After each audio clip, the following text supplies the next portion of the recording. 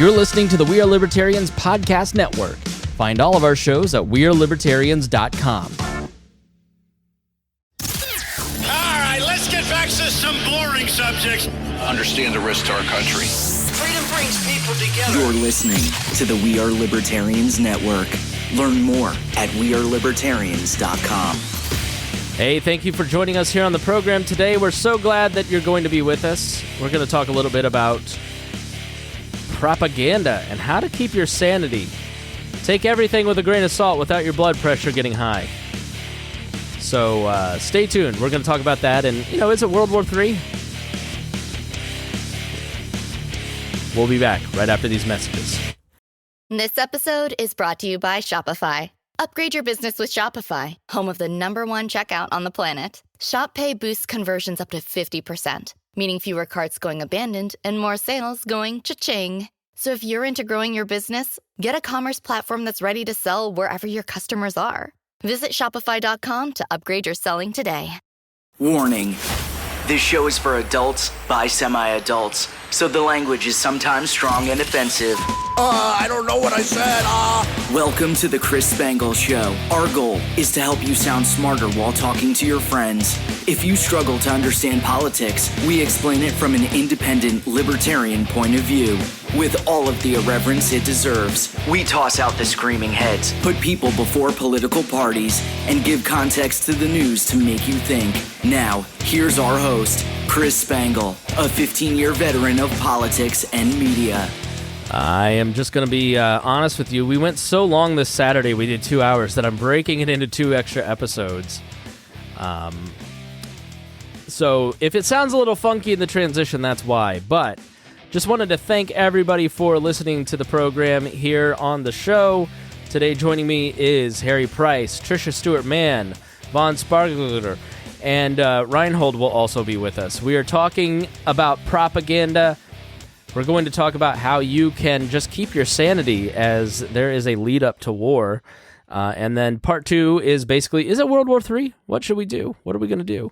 That may be part 1. I probably should do that one first, just in case the war breaks out before the weekend's over. Like, things are changing quickly, so I've got a COVID episode from 3 weeks ago that I haven't posted because it's just not the right time now. But before we start, I want to thank all of the members of Wall Plus. They're the reason the show and the network exist, and you can get all kinds of great benefits for subscribing. Things like a Wednesday show for patrons, ad-free. And I want to thank especially our $100 a month members, John Pusilo, Lars Nordskog, Jake Edel, Matthew Durbin, Reinhold, Christy Avery, and Jason Doolittle. So thanks for being with us today. Let's get on with the show. Welcome back to the Chris Spangle Show. Thank you so much for being here. We appreciate you listening to those commercials. It does help us. We really do appreciate your support. We are facing our 10th anniversary. For 10 more years of the Chris Spangle Show and We Are Libertarians, join our Patreon at joinwallplus.com and choose the $10 level to celebrate 10 years.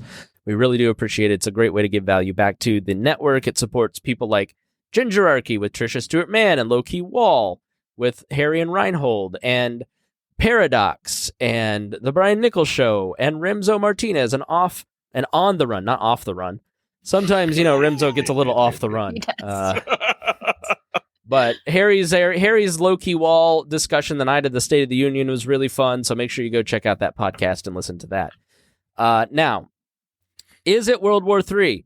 I think we need to be very clear-eyed about who Putin is and what Putin wants and what he's willing to do. And a lot of times libertarians fall into the trap of blaming American foreign policy and never seem to get around to recognizing that this is a madman. And because they feel if they say that this is an evil madman who's bent on taking over countries and killing people, then somehow you are siding with American foreign policy, and I don't believe that. You have to be clear-eyed. You have to be a realist about foreign policy and where we're going.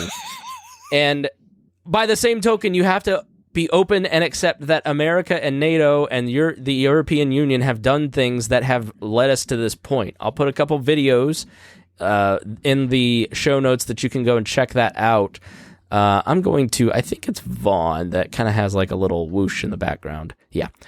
So Vaughn, just unmute yourself when you're ready to talk. There's like a little fuzzy static. So this week they put sanctions on Russia, and we talked a little bit. I think we talked about it on the show. I talk a lot. I don't know what I said when, but to give you an update, we imposed sanctions on Russia this week, and basically initiated economic warfare on the country of Russia.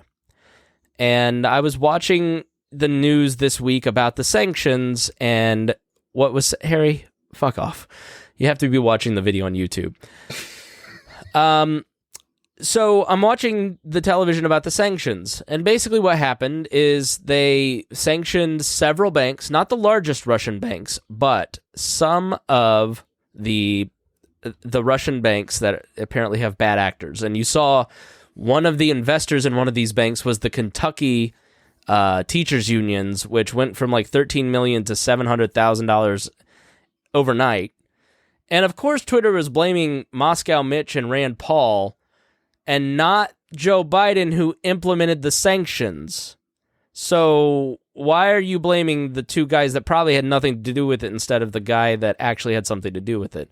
So when you put these sanctions in and you take us out of the SWIFT system, it has a lot of effects. And, I'm sitting here going, if the choice is economic sanctions and military action, I guess I'm going to go with sanctions. And I know sanctions don't really work, and we've sanctioned Iran, and they've been out of SWIFT since 2018, 2017, and they haven't really changed or done anything different. Same in North Korea, and Russia has been sanctioned because, by the way, you Putin apologist, he's invaded Georgia and Ukraine before, and has caused massive violence in Syria and Venezuela and all these other places. And he's a foreign interventionist, and yet you can't seem to dislike that foreign interventionist. And it hasn't stopped him or deterred him, but maybe these sanctions will work this time. If only we do it again, it'll work. So as long as we don't go to war with them. And then I'm sitting there going, well, if I'm a Russian, and I'm just like my friends that I met on the honeymoon, just like two really nice people, middle-class Russians, don't really like politics, don't really pay attention to the news, kind of know that it's all BS, but they're just trying to make a few dollars to get a better house and have some kids and travel the world a little bit.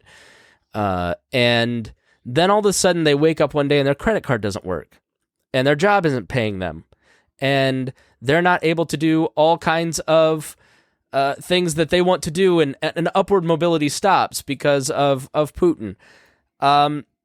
Would I not then turn on the television to figure out what's going on if I'm not a normally informed person? And then will I be told by Vladimir Putin that the West hates you? See, I've been telling you this. They're after us. Russians must fight.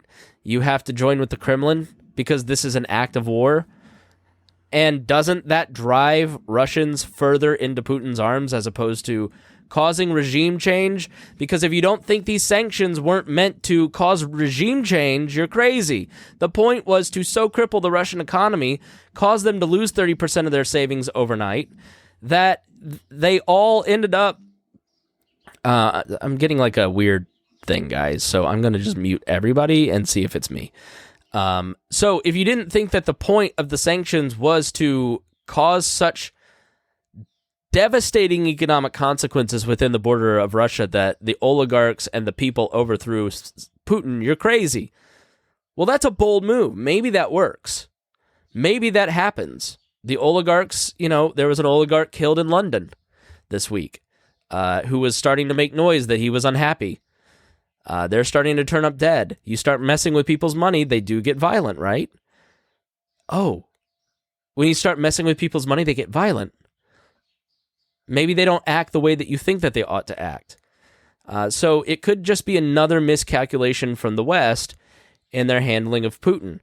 But the problem is there's nothing that's going to stop Vladimir Putin. As long as Vladimir Putin is president of that country, he will keep invading countries. He will keep trying to fight the West because that is who he is. He is, you like, man, watching some of the pro-Putin friends that I have, some of the alt-right people that I kind of monitor, they really sound like cops when my friend Amanda in Amanda's story in the past, like, she's being abused by her husband, and the cops show up and they go, well, maybe we could have caught him peeping in your windows if you had shaken your boobs at him. See ya. Bye. Have fun. Like, there's like a real blame the victim mentality around Russia, Putin, and some of these folks. So what is, so you have to just accept that the sanctions are an escalation on the Russian side. And the no-fly zone is being discussed. This is an escalation. It's not a magical umbrella that will pop over Ukraine that Russian planes will bounce off of like Stephen King's The Dome. It is American military planes, European military planes circling the country and actively engaging with Russian fighter jets when they enter the territory. How is that not an escalation that puts us in direct combat with Russia? You are going to be hearing all kinds of information over the next 2 weeks, 3 weeks about the no-fly zone. And you're going to be told that it's a magic umbrella. It's war. Like, there's no way around it. So you can support it, but let's not lie about it. Let's be clear-eyed about what this is. So Vladimir Putin, right before we went on, the New York Times reported about Vladimir Putin and his response to the sanctions. And so I'm going to read that article to you before we go to the panel here. So this comes from the New York Times. Let's see here. All right. President Vladimir Putin of Russia on Saturday stepped up his... Oh, where'd my cursor go? Sorry. All right. I've got like 3 screens. It's a mess. I don't know where my cursor went. I'm very confused. I feel like I'm giving the State of the Union address right now. Okay, come over here. All right, there we go. I thought Mac OS, if you shake it, the cursor gets big. It's not when you pee. President Vladimir Putin of Russia on Saturday upped his rhetoric by describing the Western sanctions imposed against Russia since his military invasion of Ukraine as akin to a declaration of war, and warning that Ukraine might lose its statehood if leaders continue to resist his military invasion of the country. The current leadership needs, this is Putin saying this, the current leadership needs to understand that if they continue doing what they are doing, they risk the future of the Ukrainian statehood, he said in a meeting in Moscow. If that happens, he said, they will have to be blamed for that. Well, that's classic gaslighting from V. Putin over here. He loves to, what did he say yesterday that was just like hilarious? He said something along the lines of like, no, we're in Russia, but it's just like to be nice to people. Like, we're here to help them. He constantly says the opposite loudly and forcefully and repeatedly. And he's lying. He appeared to outline his military tactics while threatening that any no-fly zone, as Ukrainian officials have called for in recent days, would have devastating consequences, said the head of the largest reserve of nuclear weapon owners.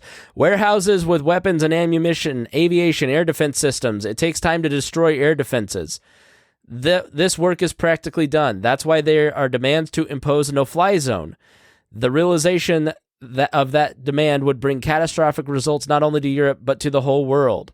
So basically, I've already destroyed their air defenses. That's why they want this. And if you come and help them, there will be consequences.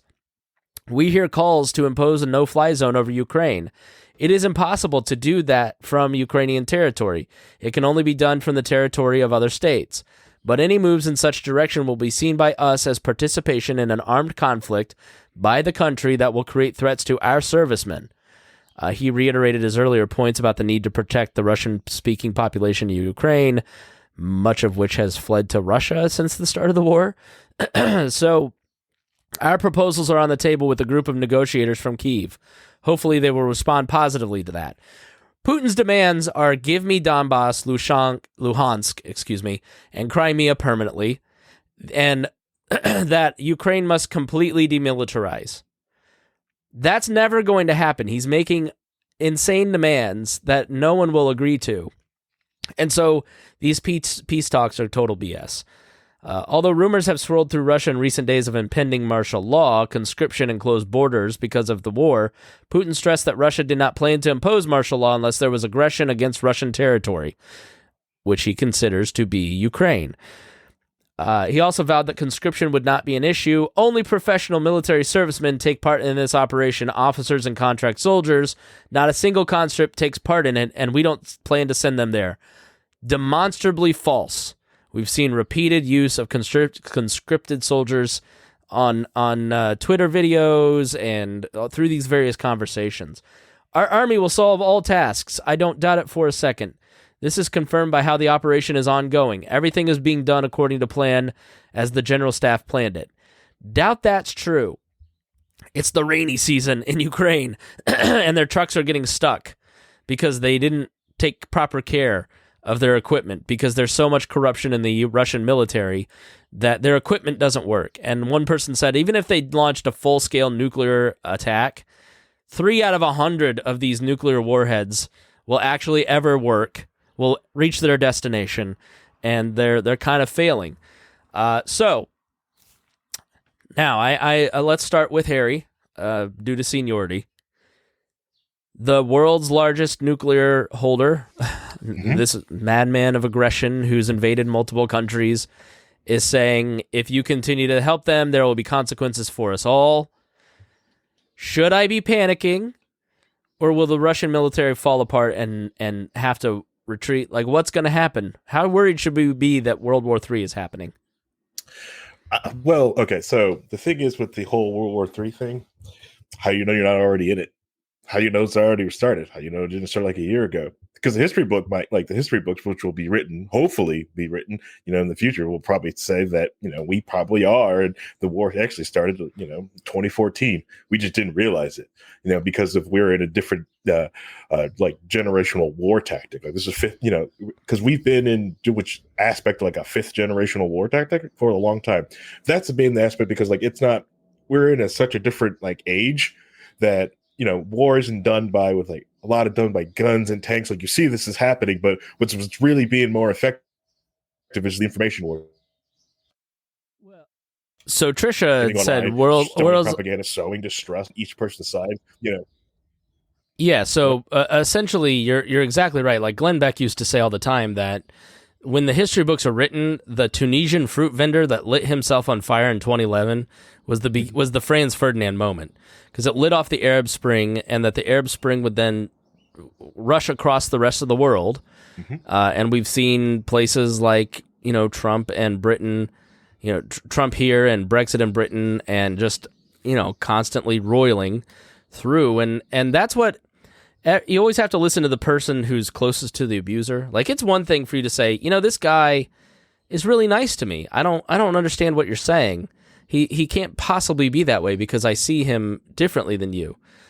But you've never been on the other side. You've never been the person he hates. You've never been the subject of abuse because he needs you, he likes you, he treats you with respect, and he doesn't want to present that face to you.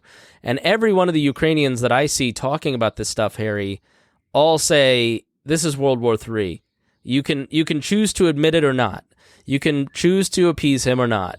He is the second largest largest holder of nuclear weapons is Russia, Trisha. So she asked me to clarify that.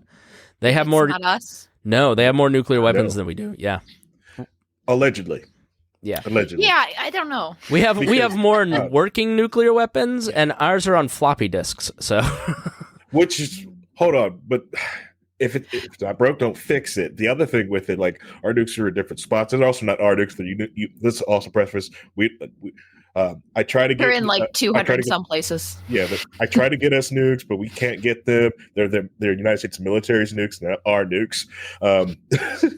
You two, because like the use of getting uranium to make a nuke is very, very expensive, and it's at the exact same time the Soviet Union was running out of gas and building all this stuff up, and they botched Chernobyl. So like, if these are Soviet era, they really haven't like updated them in the last 30 effing years. Like, so we, yes. And that's why, like, I was messaging Reinhold talking about, like, what would be the maintenance cost on that many nukes? How hard and difficult it is to maintain all that?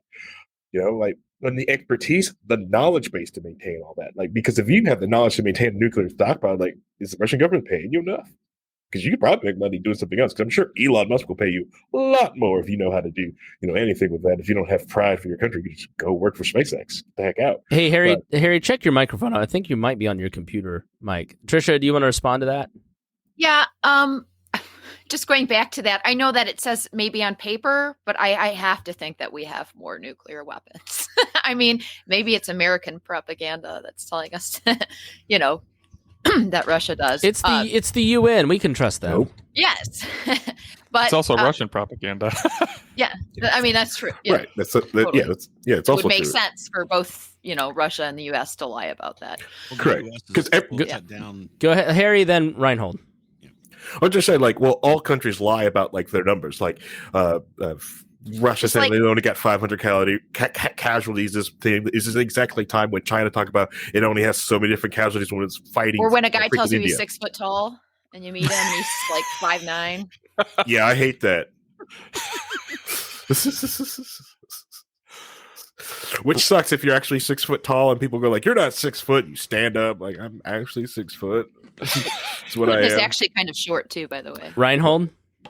Better for judo. So the point about Chernobyl is an interesting one to make too, that we talk about they have nuclear bombs, but how many of them have we seen them actually use and how they function? And even if they work right, because we've seen their nuclear engineering with Chernobyl, which was terrible. Mm-hmm. And it was so decrepit, and they also went through a series of bad procedures that they shouldn't have done, trying to get a test completed, which caused that whole thing to melt down anyway. But it's just bad design. So who's to say that all these weapons actually could even fire, even back in the day when they were made, let alone 30, 40, 50 years later? Mm-hmm. Yeah, because we have confirmed tests that they have working ones and stuff like that when they do their tests. But even the United States military, when they launched the nukes on Nagasaki and Hiroshima, they still believed that thing was going to hit the ground and just be a big boom. That's it. It wasn't really going to work. They had no idea. And that was the only two they had too. I mean, they couldn't have thrown a third one because they didn't have one built. Right, because the idea you have to enrich this much radiation because you're not getting finding U-235 out in the wild is freaking rare as all heck, right? So you're getting crappy uranium, having to sit there and enrich it, and you're getting a little bit at a time, which that's expensive to even get the enrichment process to even get that freaking uranium to even make one of these things. And the idea, the absurdity that we've got thousands of nuclear weapons we have. Really? Come on. Yeah, I guess the thing, one of the lessons I took away from COVID is that I tend to think other people are rational like me, and people, when they're presented with facts, will make correct decisions, and that governments tend to be governed by the kind of the middle, not the extremes.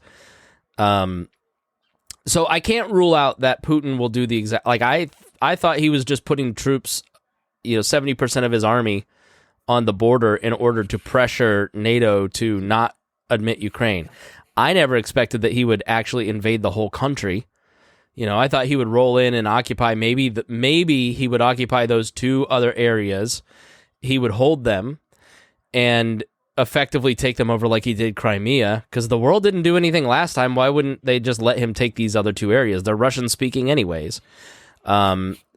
But instead, he went harder than I thought. So I think people will make the mistake, and you will see a lot of analysts on cable news make the mistake that Putin's a nut job, that Putin's not sane, that Putin's losing it. Putin, I definitely think there's something going on there. I don't know what it is. He's definitely a COVID freak sitting far away and getting isolated, and maybe that's clouding his judgment. But this is another thing against the people the West caused Putin to invade argument. The guy gave a speech 2 days before he did it for 55 minutes talking about how Ukraine belonged to him. He's not an irrational person. He told Bush years ago that Ukraine's not a real country, and that he's told every president from Bush on that he wants Ukraine, that it belongs to him. He has a plan. He's very consistent with this stuff. He's acting in a rational manner to him. So the use of nuclear weapons to me seems completely irrational. Like, nobody would ever use a nuclear weapon. So therefore, Vladimir Putin could never use a nuclear weapon. That would be crazy. The Russian military wouldn't let it happen, knowing the consequences. But I have to factor in the fact that Vladimir Putin's rationality is far different from mine. And going back to the abuser situation, like, you know, I would say to Amanda, like, I don't get it. This is... I can't figure out this. And she's like, if you try to figure out crazy, you're going to go crazy. You just have to accept that this person's not operating on the same level of rationality, but is still intelligent and going to make moves against you that don't make sense to you. So I think we have to look at it through that lens. But I think, Vaughn, like the chances of nuclear weapons is not zero, but like 0.00005%.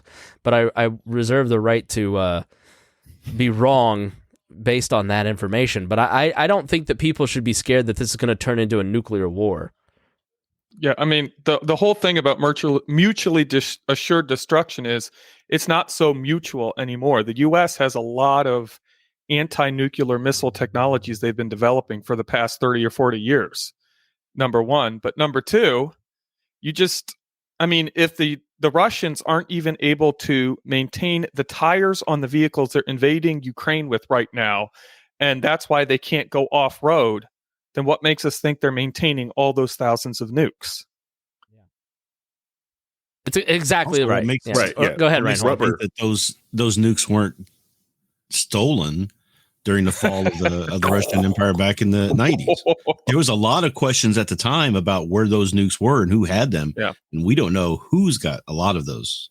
Well, Ukraine had some of them, and then they gave them to Russia because the U.S. promised to protect them Fools. if Russia tried to invade. Yeah, there was a whole treaty, and everybody's like, why don't we just sign a treaty with Russia? And I'm like, we did, and they completely ignored it. Russia just keeps breaking every treaty, yeah. And then they break every treaty, and they're like, Ukrainians broke Minsk. Like, no, you did. No, I didn't. You did. I'm rubber, you're glue. Trisha? That is actually a pretty decent, like, Russian accent, Chris. Yeah.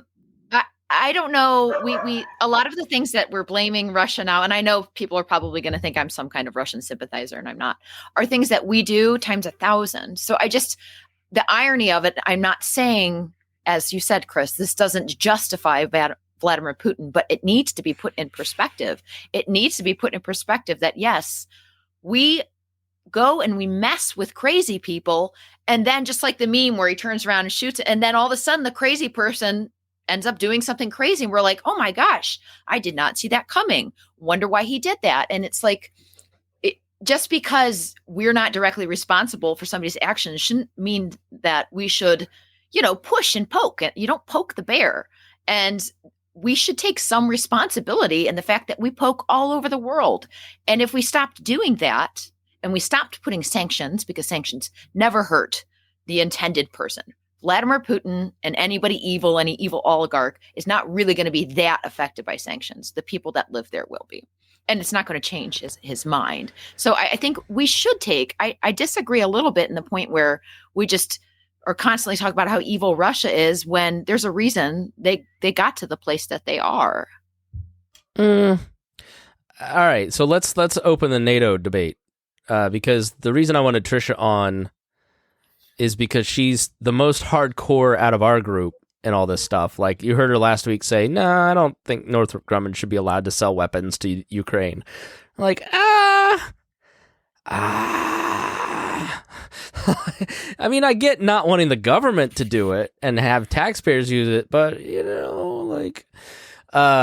have a right to self-determination and defense, and, like, they're fighting for their sovereignty. They're fighting to not live under a regime that will, censor them and delete their lives and freeze their bank accounts if they disagree with the so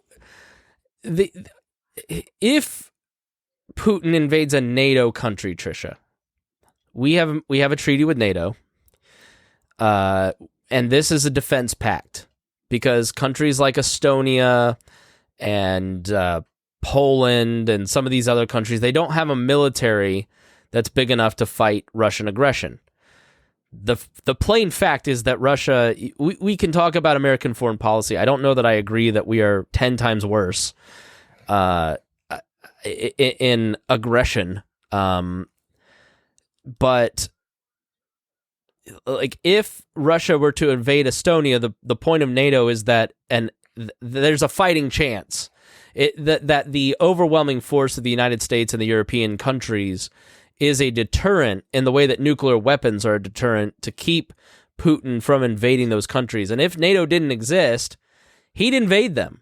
I have no doubt about it. It's why he invaded Ukraine and Georgia. They're not in NATO. They're not part of the European Union. And so, but he's not going into Poland. He's not going into, the Baltic states or some of the Balkan states that have NATO alliances.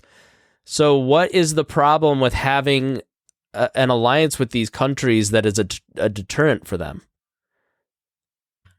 So I don't think in essence, like having an alliance like that and, making it so you're avoiding war is a bad thing. The problem is how they use it. So just like the United States selling weapons, do I trust the United States selling people weapons? No, it's a horrible idea, because it never, whatever they say their intentions aren't their intentions.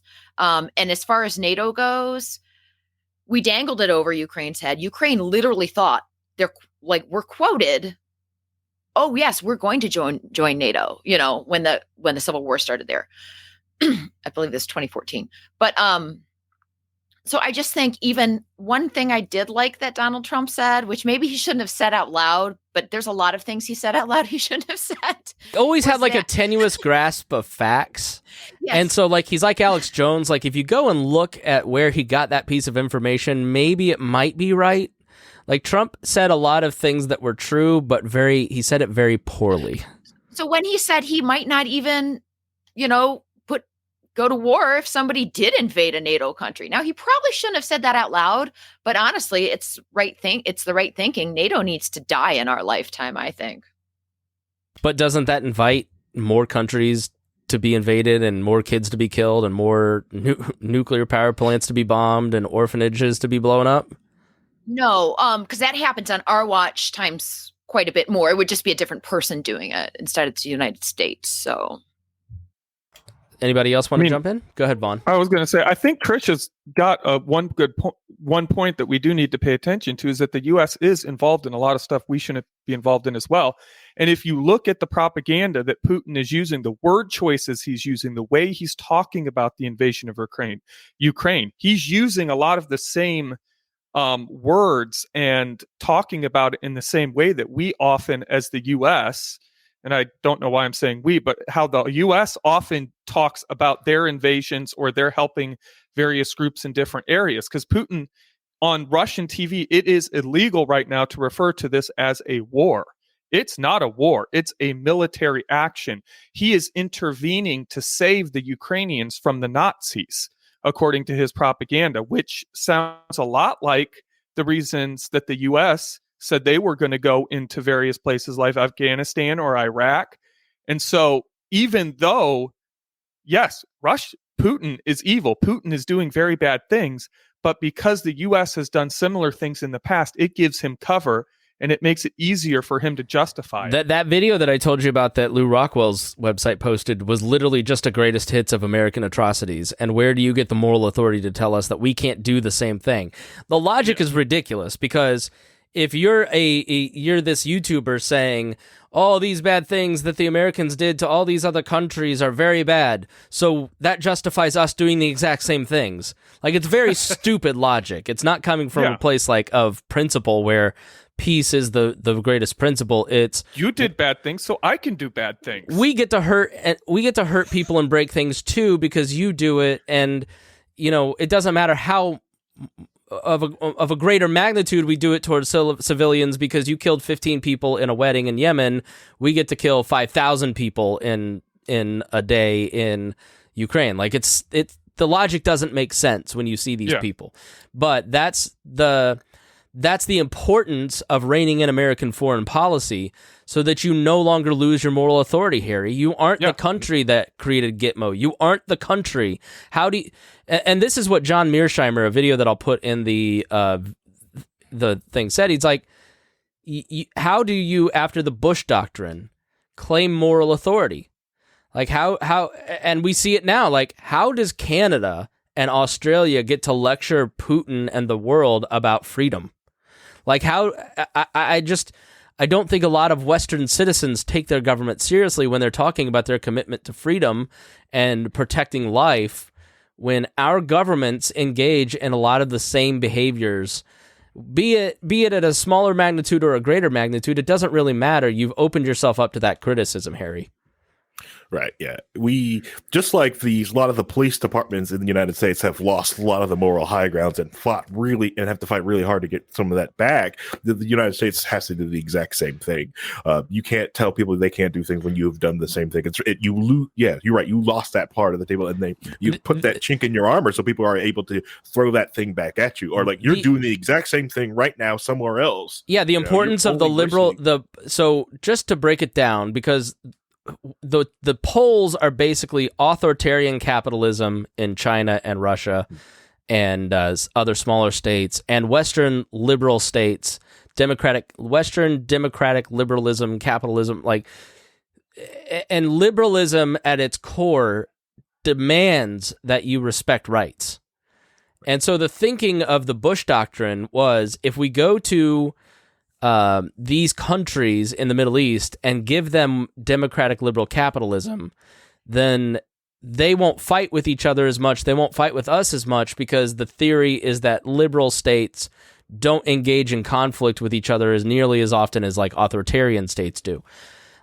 So the flaw in that is that how do you go and try to introduce a theory of government based around human rights and respecting the individual while doing things in those countries, Reinhold, that then diminish your authority as saying that you're a respecter of human rights?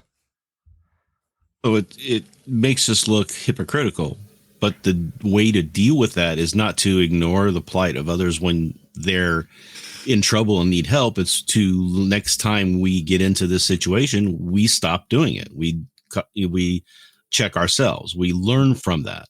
But just like if you had a neighbor who was getting harassed by someone down the street or someone across the in another neighborhood or something like that, getting harassed, and tried to get them to give them their property, and they finally just say, heck with it, we're going to move into this property, we're going to take it over, we're going to put you in someplace and lock you up, to the neighbor. Would you not defend that neighbor from that action? Right. Whether or not you've had any moral high ground to do that or not, you still want to help your neighbor. And that's really what NATO is supposed to be. Now, the problem with NATO is that it turned out to be a way for the United States to exert influence over Europe by being the provider of their defense. Instead of requiring everybody in NATO to defend each other, it turned into a United States defending everybody. Yep. And that's why our military spending is so high, which really makes our United States arms manufacturers really happy. But it does put us in that power situation that we have a little bit of addiction to. We want that power. We want to be the ones calling the shots. And at some point you have to say, Europe has to kind of take care of itself. We need to help them. But right now the solution isn't United States going in and doing a no-fly zone. It might be Eastern Europe getting together, or NATO, EU countries getting together and doing that. What do you do to stop the aggression of Russia into this point? Whether, all the other session kind of goes out of the window at that point. You have to find a solution, and then we need to learn from this one. So we need to take a really hard look at this once it's over, which I don't think it's going to turn into World War III. I think it's going to be a resolution. I think people are going to come together and push back the aggression, but we need to learn from that. But we can't be the ones doing that all the time either. Vaughn, then Harry, then Trisha. Okay. I mean, I think honestly, if Putin could make this World War III, he would. I mean, he's aggressive. He wants to take all of Eastern Europe. He wants to remake the Russian Empire from before the Soviet Union. But the reason I don't think it's going to get to that level, at least kinetically, is because he just doesn't have the manpower and he doesn't have the equipment and he doesn't have the finances. Also doesn't have the world support either, because even his allies are turning on him right now. Yeah, I mean, China's Lukashenko in Belarus came out and said that he was not going to send his soldiers in. Like, the sanctions effectively scared Belarus out of being his only ally in this. Yeah. I mean, China's basically doing the whole, you went to a party with a group of friends and then one of your friends starts a fight and you're like, I don't know him. Yeah, Harry, go ahead. Yeah, if Russia really because China's being very careful on how they support Russia, and because they allow on Weibo and stuff like that, the Chinese people are talking about how they like Putin and stuff like that. They got that military support, but just like China, Russia has the same problem of the shrinking population issue. So if you lose active male soldiers, there's not thousands more that you can replace them for. And just like China, they're getting to the point where they don't have many men or soldiers that actually have actual combat experience. So they're losing a lot of that. So their actual combat troops are getting spread out. And if you lose too many in this little skirmish, World War III is kind of hard to do when you've got you just don't have many people who have actual combat experience who have been in the two-way rifle range. But the other thing with the no-fly zone makes no sense. It'd be different because it's just about Russia. The no-fly zone would kind of make sense if Ukraine also had had jets. And they're out there shooting each other and they were crashing, bombing into cities, killing people. Okay, you guys' jets are hurting innocent civilians that are around this thing. How about you put the jets down? Okay, that would kind of make sense. But it's just no.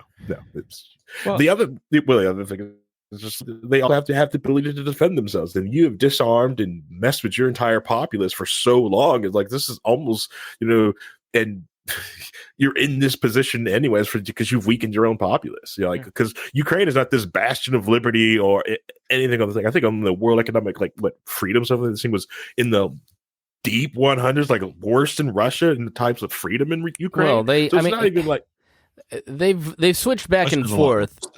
Yeah, the guy that Zelensky took over for was a Putin puppet. But didn't you say, Reinhold, at one point that they had libertarianism in one of the parties? What was that about? Zelensky announced that he was going to form, when he got elected, that his party was going to form as a libertarian party.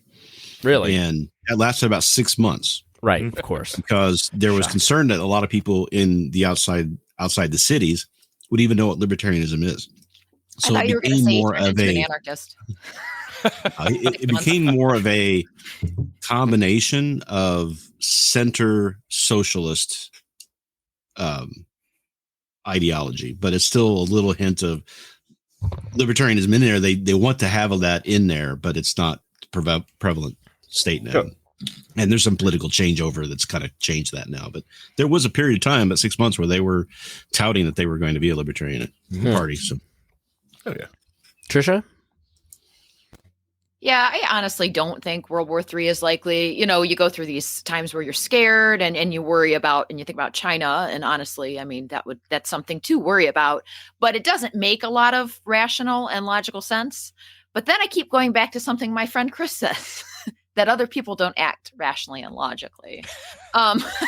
So I suppose it's a possibility, but right now I don't think it's looking like that. So I think a lot of this doesn't make a lot of sense to me on the part of Russia, which either means they just got in too deep and had too much hubris, or that they know something we don't.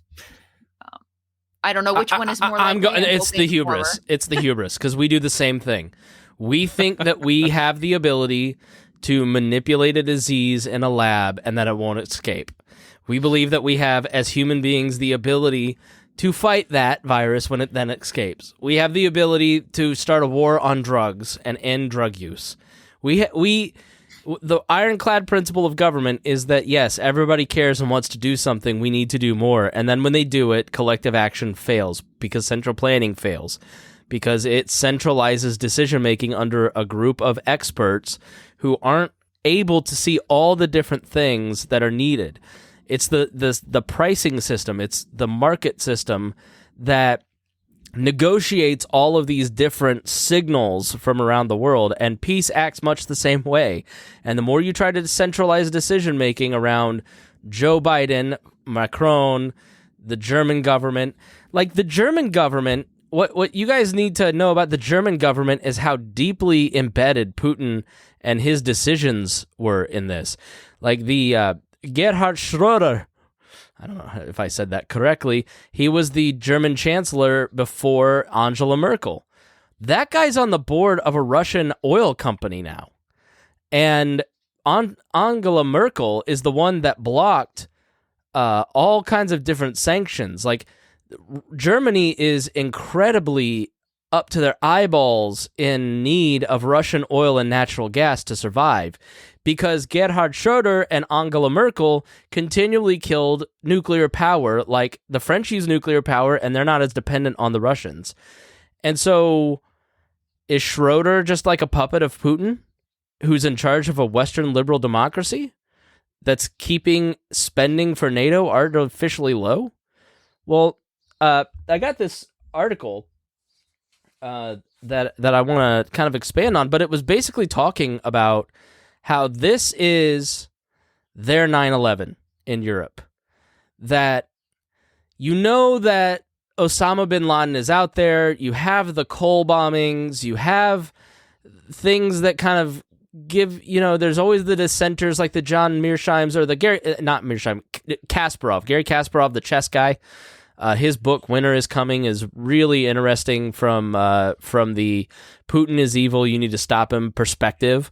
Really well written. So anytime you see Kasparov, like he was basically this chess champion, famous in Russia, joined the opposition. Navalny, Anna in our comments, who is from Macedonia in the Balkans, said watch Navalny's YouTube channel. He joined the opposition. He's a guy who has met Putin, fought against Putin, been very, clear-eyed on who this guy is and what he's doing. And I would say that, like, liberal-leaning journalists and Western journalists fleeing Russia in the last 3 days is not a sign that the protests are going to work. That they'd be staying to help if that there was a chance. You've got to listen to the people closest to this stuff. But Kasparov has basically been saying hard power is all that Putin understands. Hard power is force, it's violence, it's war. Soft power is economic influences and sanctions. It's what we prefer to do because we don't like seeing our boys come back in body bags. Putin doesn't care about that. Vladimir Putin does not care how he looks to the West. He's like Donald Trump in the press. The worse you hate me, the better I look to the people that love me. And that is who Vladimir Putin is in NATO. Vladimir Putin is watching the United Nations pass a resolution condemning him with an overwhelming percentage while he is beating his dick. It makes him hard. He loves it. He does not care about the UN poo-pooing him and wagging their finger at him. He understands hard power. And because of that, the West miscalculated who this guy is, tried to bring him into the fold. This is Kasparov's argument, and I think it's a fairly good one. We have thought that we could bring in Vladimir Putin and the Chinese and give them all kinds of, get them hooked on, the World Trade Organization and capitalism. And if we enrich these countries, then they'll want to endear themselves to liberal capitalism. And it was a mistake because Xi and Putin understand hard power. They are the same thinking as the little dictator in North Korea, Kim Jong-un. Like, he only understands hard power. And you basically fed the beast.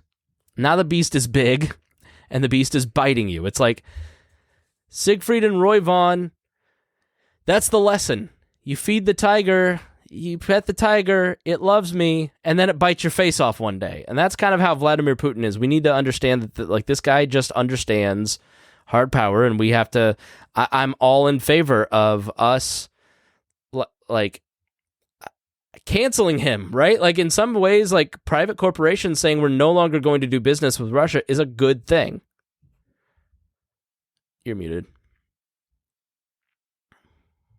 Go ahead, Vaughn. All right, I'm unmuted. Sorry, my dog just started barking too, so I was having problems. But the one hesitancy I have about private corporations going after Russia is, as long as they're going after Putin and his stooges, I'm okay with that. But I'm really starting to get squeamish about how I'm seeing people ban things just because they're Russian. Or Right, the freedom fries effect. Yeah, like some college in, I believe it was Italy, canceled a class on Dostoevsky, which has absolutely nothing to do with the war. And it reminds me of what the U.S. did to the Japanese in World War II, and I don't like that direction. Because I've known a lot of Russian people, and they are wonderful people. And why are we punishing them for something some crazy guy does in a country that they used to live in or their grandparents used to live in? That doesn't make any sense. And all that's doing is helping feed the propaganda machine of Putin. It's giving him more ammunition because now he can show Westerners saying, oh, we're going to ban this and we're going to ban this. We hate Russia, blah, blah, blah, blah. And that just helps him. We need to stop giving him the propaganda. Let me go ahead, Harry, and then I'm going to pivot to something else. I was just going to say, like, Vaughn hates American tradition. It's our tradition to do this, okay? I told you he's the pastor of disaster. We are going to get to round up white people and put them in camps. It's good. And how dare you stop this, okay? No. I would say that, being clear-eyed about Putin and that he's not going to stop, and we've got to deal with him in some way. Do you and I personally have to deal with him? Does America have to deal with him? Does Europe have to deal with him? Who has to do what about a situation where you have a madman dictator who's hell-bent on taking over other countries? And this is going to be the question of we need to do more over the next few weeks if he is actually going to just start massively bombing cities, and he's just kind of preparing for the second wave of this. What do we do? What does the world do? Who needs to do what? How do we handle it? Let's start with Trisha, the hardcore over here, and get her opinion first. We as the United States or us as private citizens? Let's go with both. Okay.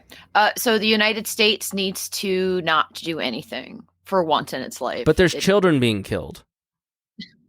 Well, I mean, I'm not a fan of like using taxpayer funds to send aid, but humanitarian aid, I wouldn't say is the worst thing that a country could do. Private citizens, I know that there's some gun drives for Ukrainians, which I think is kind of cool. The government could stay out of the way of that. That would be something it could do or not do. But we need to not do anything and then step back. And 10 years from now, we're going to look back and think that was the best thing we ever did. It's just really hard to not do something. But what happens if he goes and kills Moldovans next? Okay. I hope he doesn't. But once we insert ourselves into that situation, it's going to make it worse.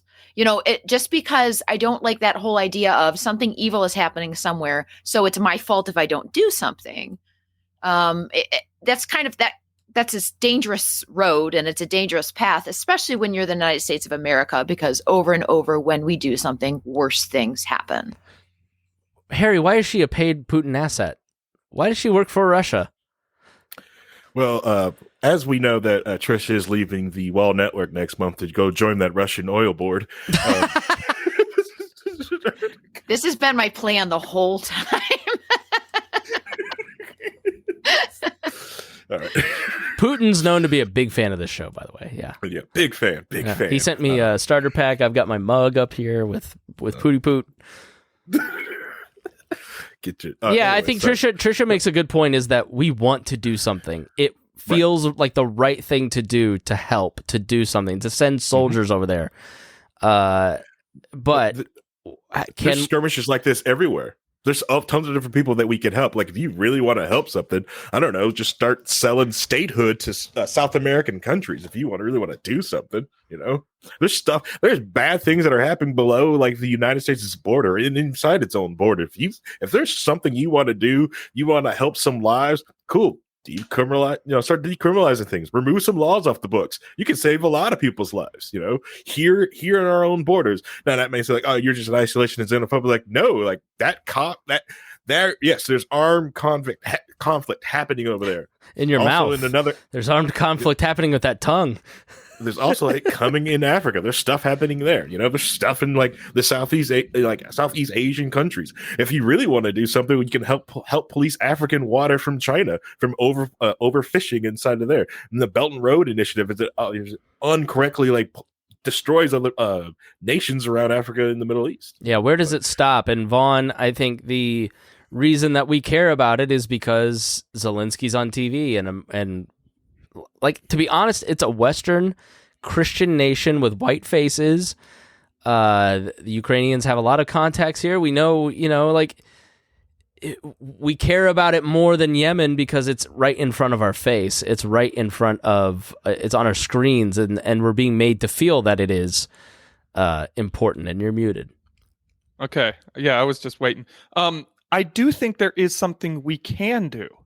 But the problem is we're looking at the wrong solutions. Like, everyone's saying we got to do something, and they're thinking the only solution is militarily. We got to invade. Well, that's not what we got to do. But there is some things that I think we as the U.S., we as U.S. citizens should be pressuring our government to do. Open up the borders. Let the Ukrainians come over. Let them move here. Let them either just stay here until the fighting's over or even move here permanently. Let them contribute to our economy. One thing that's blowing my mind as I'm watching this coverage is how much of the tech sector is either based in or has offices in the Ukraine. There are a lot of tech workers. There's so many servers over there. It's a big rigged election. That's how it was rigged. It was Ukraine. But we need to let them come over. We need to open up the borders. I mean, one of the funniest talking points to me right now is the conservatives saying things like, oh, Biden's letting everyone in. He's letting all the illegals in. Biden isn't letting any more in than Trump did. If anything, immigration is happening less right now than it was during even Trump's time. So let the people come. Let them in. I mean, one of the greatest sins of the U.S. before the buildup to World War II, during that buildup, was we weren't letting the Jews in. We were closing our borders to them, and now we're doing the same thing with the Ukrainians. And you have something personal attachment with that. So at the end of last week's show, I told you about the 5 Ukrainian orphans that my family hosted, my in-laws last summer and Christmas. They went back January 15th, with all the troops on the border. But, my in-laws were kind of like, what do you think? I was like, I just can't imagine them being in Odessa and being in danger. Oh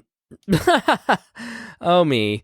So it's been a mad scramble for 2 weeks, a week, to figure out how to get them to safety, right? Like, there's realistically not a ton we can do. But here's kind of where it stands. The kids left 2 days ago they left Odessa. About 90 orphans left their orphanage to leave and to go to Lviv first and to go to Poland next. We just finally heard from them for the first time in a long while. They're in Poland. They have a bed. They're in a shelter of some kind. They're safe. That was the first concern. The second concern is, how do we get them here? If they claim refugee status in Poland, that will never happen because of the laws of Poland, because they're wards of the state of Ukraine. And so the minister of social something or other of Ukraine has legal guardianship over them, and if they just sign them over as refugees to Poland, they'll be ingested into the Polish orphanage system. And Poland will only allow you to adopt blood relatives. Well, we're not blood, but we have a vested interest in bringing them here to America for the duration of the war until it's safe to go back. Hopefully there's something to go back to. I am pessimistic about that being the case. But it's been a race against the clock because, Lushenko's on TV 4 days ago showing the push towards Odessa. It's the major port city.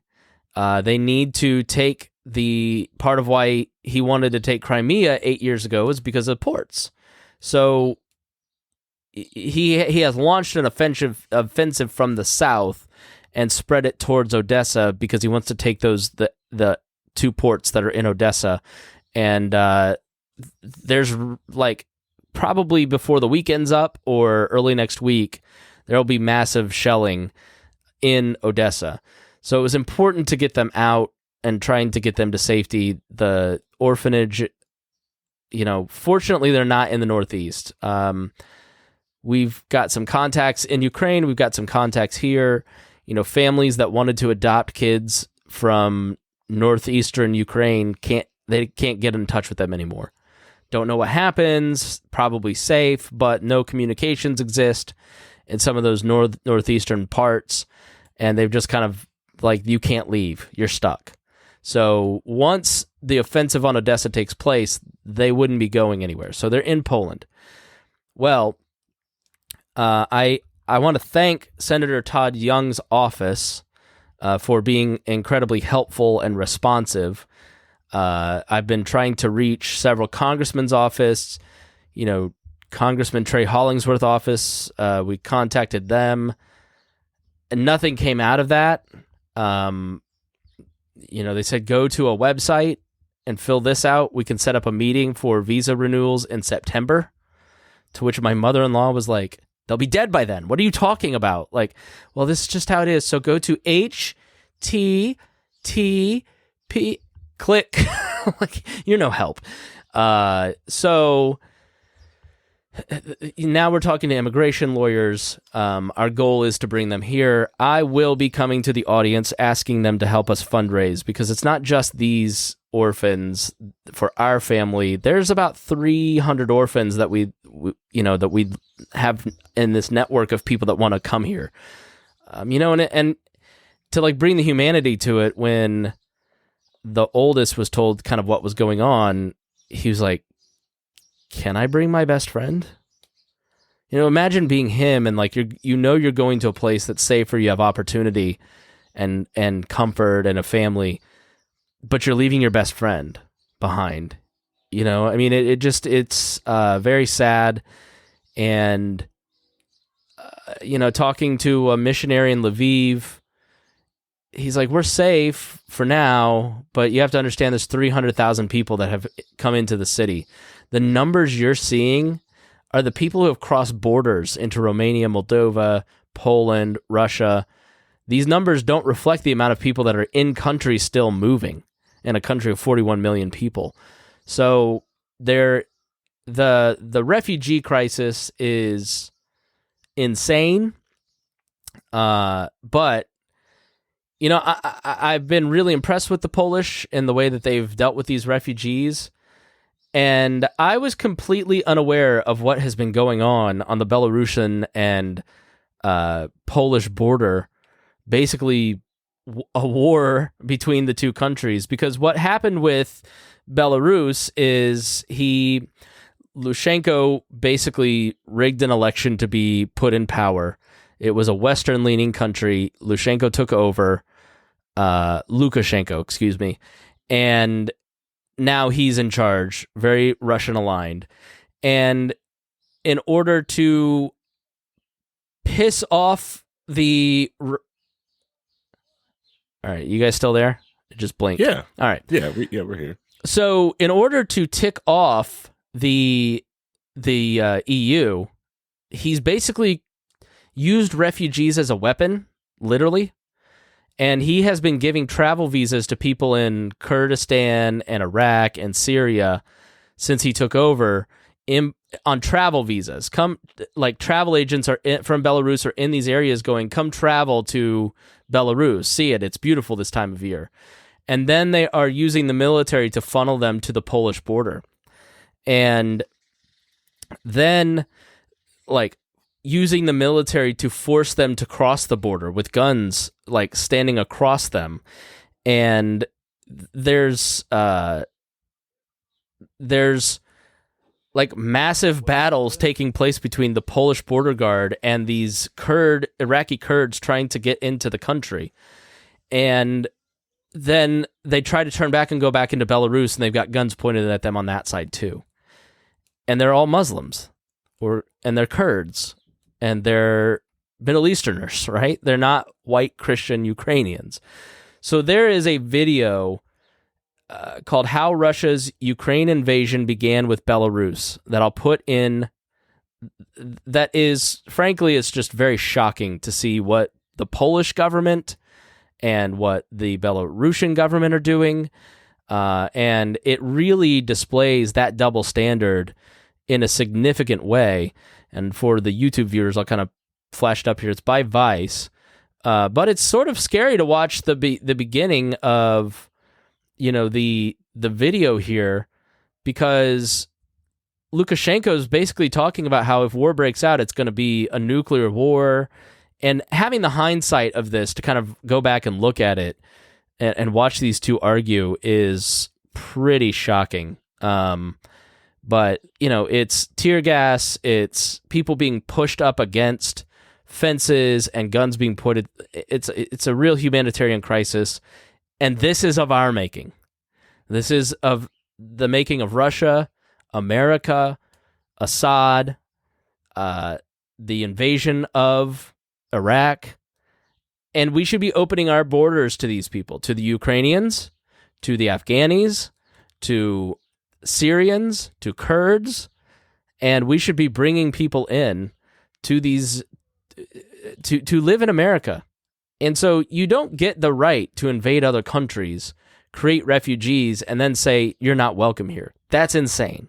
It's immoral. And so I don't just want. So basically, the senator's office said their visas may stand unless Biden acts, because even if he put a bill on the floor, they probably could not. And South America, good point. Our drug wars have caused all those refugees to come here. So even if a bill is put on the floor, Democrats and Republicans may not agree that letting Ukrainian orphans in is a good idea. So Joe Biden has to act and allow asylum in the way that he did for Afghans for R5 to come in. And so pressure needs to be put on Joe Biden to make that happen, to allow refugees in. It has to be done by executive order. It can't be done by legislative decree anymore. So while we're at it, let's let these folks in too. So I applaud the Polish, but I guess on the video, you guys can't hear me at all. So anyways, I guess Correct. all you guys could hear the loud. video. Okay. So sorry to YouTube, but you heard great content from me if you're on the podcast. So anyways, Vaughn's right. Let them all in. Open the borders. Let refugees in, especially the orphans, please. Yeah, I wasn't definitely wasn't trying to say we should only let Ukrainians in. We should be letting all the refugees in. Yeah, I didn't think you were. I just think that was a great opportunity to kind of show people what's going on here. It was. Yeah. And it's going to benefit us economically. I'm blanking on the name, but the guy, I just forgot his name. He made a great little graphic novel about that. About how immigration is a net benefit to the U.S. He Ben Garrison. His name is Ben Garrison. No, it was not Ben Garrison. I cannot think of the guy's name. It's going to drive me nuts. Wonderful, wonderful graphic novel he just put out about Odie that. wrote a great article back when the Wall Reader was about that, how it's actually, and just went step by step, how monetarily it benefits the United States. Mm-hmm. Yeah, this is a pretty big name libertarian guy. I just can't think of his name. I'm blanking. I'll remember it after the show's over. Harry? Well, personally, we should only get the Ukrainians that are over 6 foot tall, hit a jump shot, or help out USA's volleyball team. That's only ones we should get. I don't know. We don't need them here.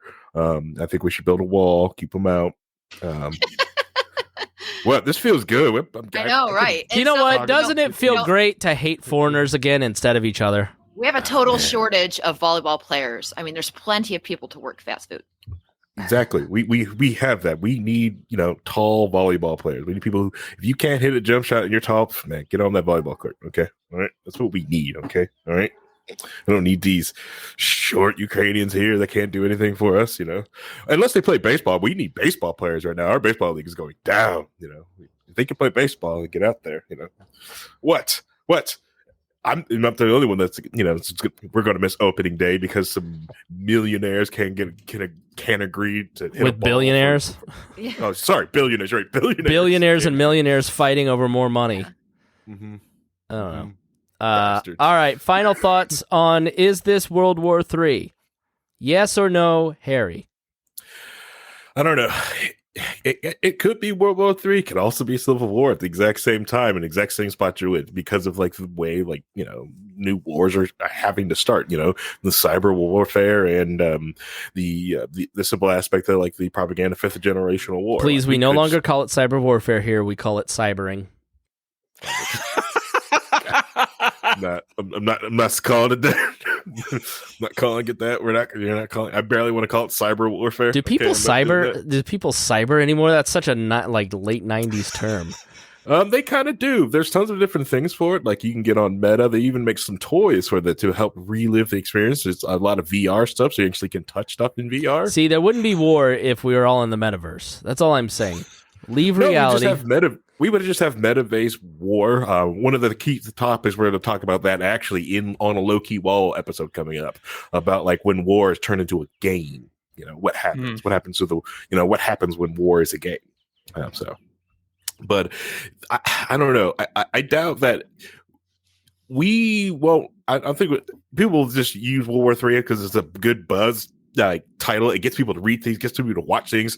It's great for SEO. So when you see Spangle use it, it's great for SEO. Sorry, it's good clicky, you know. But HarryCybering.com is available.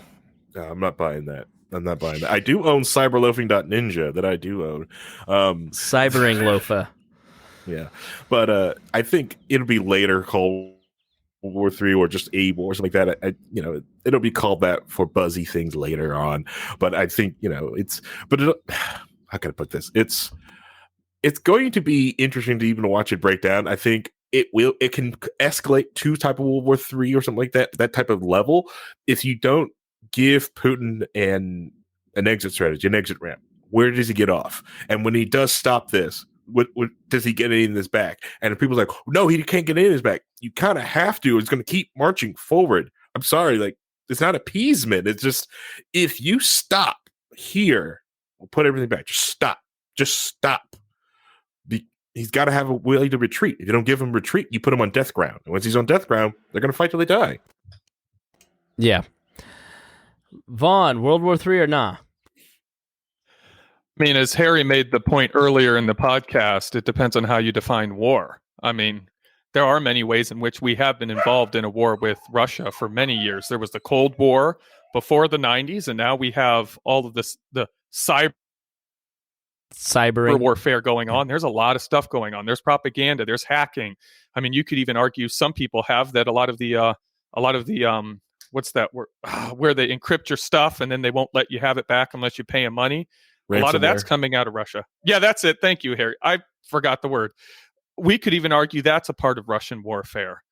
I don't think we're going to see a kinetic world war like we had in World War II.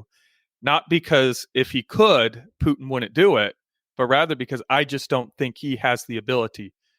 Today, Russia is not Germany from before World War II. They don't have the capability, I don't believe, to create that war machine like Germany was able to. And that's probably the only thing that's saving us from a kinetic World War III situation. Joe here. Joe was one of my best friends in high school. Still a great friend. Joined the military. I know for a fact, he says it's called sexting now. I know for a fact Joe did some aggressive cybering back in his day. Trisha, World War III or no? I'm going to lean towards no. Everybody pretty much laid out some good reasons. I know we all kind of think, oh, but what if, China gets involved? And that's not even that likely.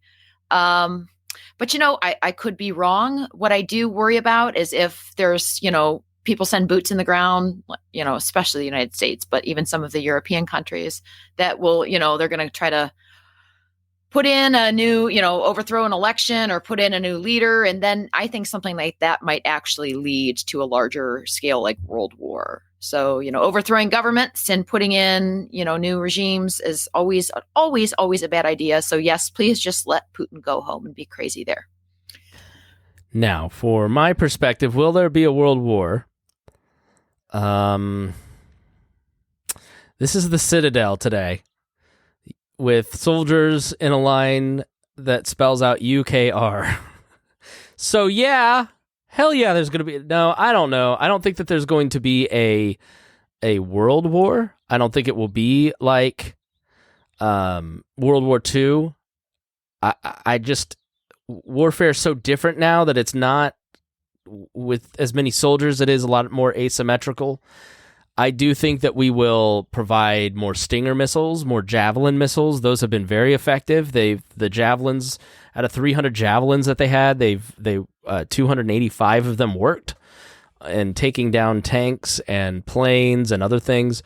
I definitely think that the United States government is going to end up supplying them with light weaponry like that, maybe even harder weaponry. Putin will definitely take that as an escalation. I just think it's inevitable that there's going to be skirmishes between American soldiers and European soldiers in some way versus Russian soldiers. I just don't think that the public will allow the images that we might see in the coming weeks to not go without some sort of heavier response. Now, does that lead to a full-scale world war where you in Omaha or San Luis Obispo are under attack? I don't think so at all. I think you're absolutely safe. You don't need to build a bunker. Now, the pessimist in me says, how did we bring down Soviet Russia? An arms race. We forced them to do military spending when they had a bloated deficit. Guess what?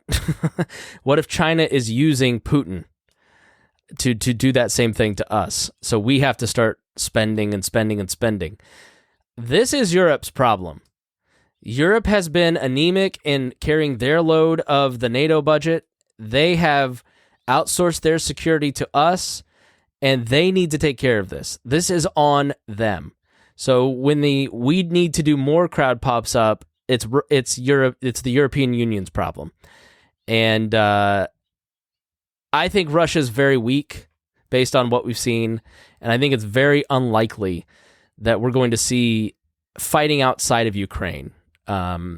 Joe, again, former military man, says, we will not join a war unless China goes after Taiwan. Over 80% of our semiconductors are made there. Ukraine offers no economic benefit to join a fight other than a symbolic one. Symbols are pretty powerful, but I tend to agree with that. I think the American government is great at looking like they're doing something to satisfy the question of we need to do more, what are we doing? And they will propagandize it to make it look that they're being effective, that they're helping people when they're doing a limited amount. Look at the sanctions. Sanctions are not all that effective. Dan says, and China will be watching how the rest of the world reacted and ready itself for the case. So I think that the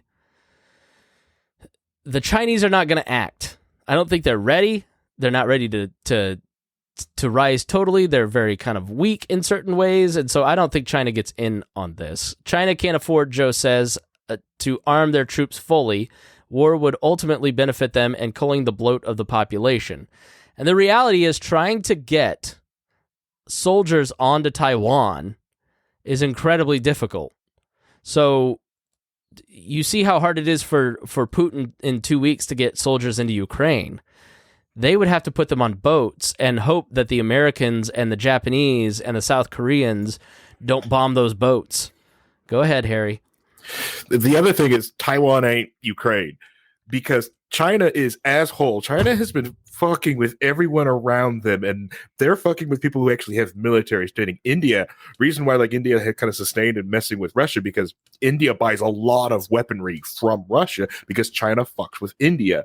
If China does something like that and the world people go like doing that, India will invade China as well. And Japan said once China moves on Taiwan, they move on Beijing.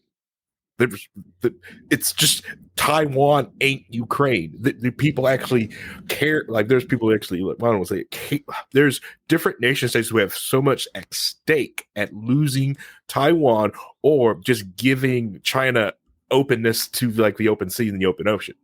Yeah, Jacob says China isn't playing the military game right now. So I agree. I think a lot of that is overbloated nonsense to try and prepare the people of America for action if we wanted to do something about it. Right. And China has lost tons of money with this whole property value scheme that they have going on in their country right now. And they have also lost a lot of face internally because one of the things that the Communist Party, the CCP, had kept talking about is that they do not meddle in other people's affairs. And they cannot be seen internally meddling with the affair of Russia going over Ukraine or something happening out there. And they lost a lot of different face because they actually have their Chinese embassy said, like, hey, if you're Chinese inside of Ukraine, you put up your Chinese flags, the Russian army will leave you alone. Not the Skakes. They were telling them to take their Chinese flags down and try to, not appear to be, like from the Chinese government. If I keep letting him go, he's going to keep going, guys. He's That all sounds a lot like World War III, what Harry just said. Yeah. Listen, I think it's unlikely, but I was super, super sad the other day. And Reagan's like, what's wrong? I'm like, I shouldn't know history. I should never have. I wish I had been born a dumb person. I wish I hadn't read, the lead up or listened to. I wish I had not majored in World War II documentaries with a minor in Dan Carlin's World War I history podcast, because you see these bureaucrats and diplomats and military men sleepwalking their way right into a major conflict. And all it really does take is for there to be an international incident and one side or the other to blow it out of proportion. I think that the chance is there. It's a low chance that it turns into a long-term, full-scale global conflict where you have evenly matched militaries. But I do think that there's going to be a war in Ukraine for possibly years between Russia and guerrillas basically in Ukraine being armed, just like Syria. I mean, we've seen it too many times in Syria and other places to not understand what's happening here. Like, the American military will be sending, trainers, 10,000 trainers, before they'll be sending observers, all that kind of stuff. I do think that there's a chance that Article 5 of NATO is invoked at some point within the next few months if Russia doesn't completely collapse as a military in the next few weeks. There's no diplomatic solution here. It's about Russia deciding they're not going to do this anymore. I just don't. I think you have lived with Donald Trump long enough to understand the psychology of Vladimir Putin. Donald Trump will never admit that he lost the election. It doesn't matter how many Republican paid for surveys and audits that they do. Nothing will change his mind that he won that he lost that election. Like, there is no amount of information, and there are people who are zombie-like who will never be convinced that he lost that election. And so Putin is exactly the same. He wants Ukraine by any means necessary, and it's going to be a real problem. So you just have to decide how much you want your tax dollars being invested, how much of your moral capital you want invested, and just keep your head on a swivel and make sure that you're not being tricked into supporting something that ultimately hurts people. But it's a very tough problem, guys. It's watching horrible images and knowing you can send Javelin missiles to help, right? But does that then lead to something else? Because, then we need to send planes to do the no-fly zone. And then, this isn't working, so we need to send boots on the ground. This isn't working, so we need to do X, Y, and Z. We need to bomb Russian territory. So, where's your line? Where's your red line for supporting and intervening in this Ukrainian conflict? So you're going to be pushed to choose a side very heavily. And you just have to draw your line in the sand. Yeah. And infrastructure for fuel, for planes. Buy flour. There is a real tightening. I think this is 70% of the world's wheat that comes out of Ukraine and Russia. And so buy some flour and freeze it for a day. Take it out. It'll last you for months. Start prepping, Trisha. Trisha has like 300 gallons of gas. and she lives in an apartment. I do think it's smart to prep right now, though. If you think about everything you just said, and on top of the fact that we just got off of a pandemic, and actually most of the economic hurt didn't particularly come from, the actual or virus, but from government shutdown. So we're like, people are hurting really bad. Then, the cost of fuel is going to go even higher. Then you're talking about flour. That does scare me a little bit, because that's generally how, you're a student of history. That's how wars begin. The reason that the Nazis were able to take power is because the middle class had been middle class and got robbed of everything. And we're so angry about it. And time again in history, when the middle class becomes poor people are used to being poor. The rich are going to stay rich. It's the middle class that when they lose something turns to radical authoritarians, usually, that are going to help give them safety. So, all right, everybody, thank you so much for joining us here on the Chris Spangle Show. Please go join 10 for 10. If you got something out of this, please share with friends. We appreciate you, and we will talk to you soon.